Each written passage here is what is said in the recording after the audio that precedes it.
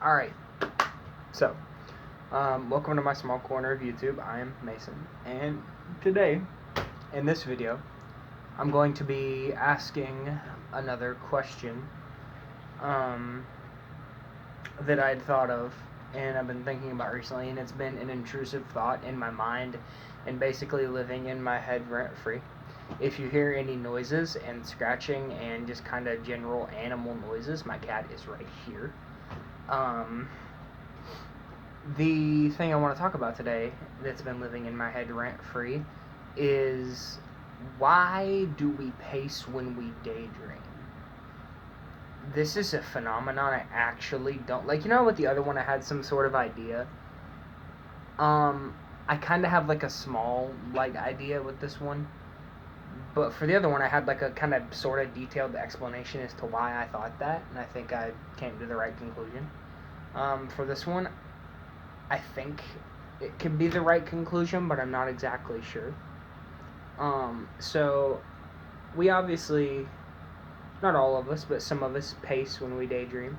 It's a very common, you know, I wouldn't call it a side effect, but I would just call it a thing that comes with maladaptive daydreaming.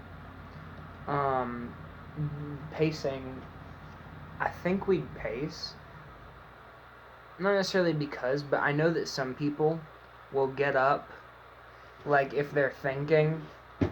I know people that get up and just kind of wander when they think, hand on their chin and stuff like that.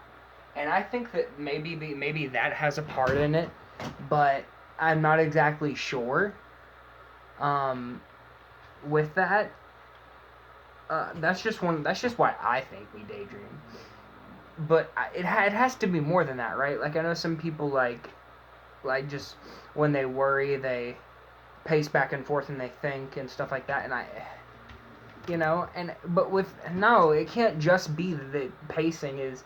I think it's because the act of pacing back and forth maybe is like a repetitive motion, and for me with daydreaming, I crave, and this is me, I crave repetitive bullshit, like sitting there and playing with Legos, or like fidget toys, or like pacing, or driving, or running around in circles in a video game. Um, like, or like spinning a toy. I don't know, whatever, right? But I love and crave repetitive, mindless bullshit because it makes it easy to daydream. And I find that when I stand, I can't just stare at a wall, and daydream. It doesn't work. I have to pace. I'll pace when I'm just talking to people. Like I'll get up and I'll have my headset on and be talking to my friends, and I'll just start pacing. I'll start pacing when talking about maladaptive daydreaming because I get really bad daydream cravings just when talking about it. Um, with with pacing, there has to be more than just the thought thing. I do think repetitive motion has a very important part and plays a very big role in the daydreaming. I think repetitive motion is something we love because it makes it easier to daydream and get into the daydreaming trance state. I think that makes it easier. It's very interesting way of thinking about it. Um, I don't think I'll be 100% sure because I think those two explanations fit. Some people pace when they think, and some just love the repetitive motion. And I'm not exactly sure. I'm just not. I try to think as much as I can for other explanations and reasons, and I can't think of anything. Those are the only two I come to the conclusion of. Is, the idea, the thought process and pacing and stuff like that when you're worried or thinking or something or stressed. Um, or just the general love for repetitive motion. Um, so I actually don't have an answer to this one that I think suffices. I think the last one made sense, but I don't know for this one. I honestly don't. Maybe it's repetitive motion. I don't know. Please, if you have an answer, please leave me a comment down below. You know,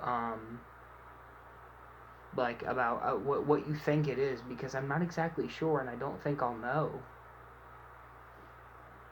But anyways, I love making these videos about like maladaptive daydreaming and stuff, and I want to continue to question why we do things, like, and just overall talk about, you know, my experiences with the stuff. The next video I'd like to do would be something on like what I've noticed from like outsiders, like people that don't come from maladaptive daydreaming, um, or no people that don't come from people that don't have it. Um, I want like an outsider's perspective, and I want to try to talk about some of the things I hear outsiders say, um, when talking about daydreams, because it seems that outsiders tend to think they know more than we do, and it's kind of funny at times. But some people are really nice about it. Like my friends are really nice about it, but some people just think they know so much. I think it would be interesting to talk about. Um, but that is all. I hope you have a lovely day. See you next time.